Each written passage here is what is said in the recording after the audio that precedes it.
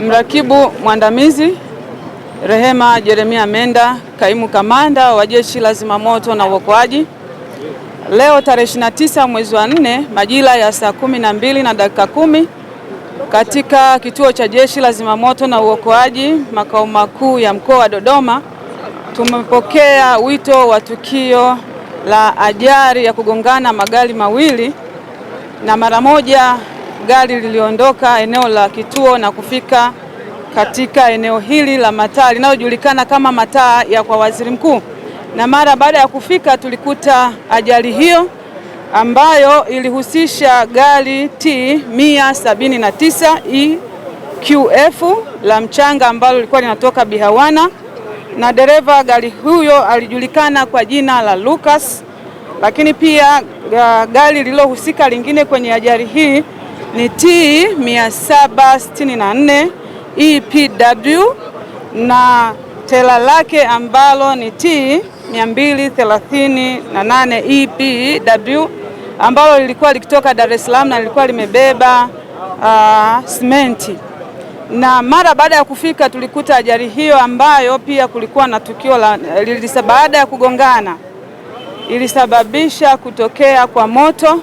katika magari hayo mawili kutokana na msuguano mkali. Moja kwa moja askari walifika na kuanza kuzima ule moto, na operesheni hiyo kutoka hayo majira ya saa 12 imekuja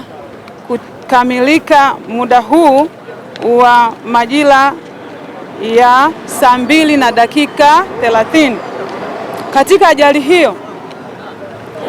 imesababisha vifo, na Jeshi la Zimamoto na Uokoaji tumeweza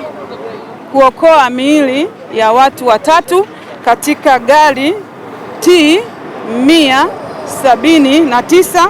EQF ambalo lilikuwa limebeba mchanga lilikuwa likitokea Bihawana, na miili ambayo imetambulika mpaka sasa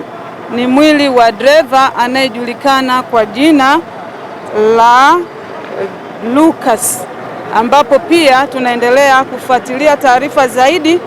za hawa ambao wamepoteza maisha katika ajali hii. Jeshi la Zimamoto na Uokoaji linaendelea kuwasihi wananchi kuchukua tahadhari wawapo barabarani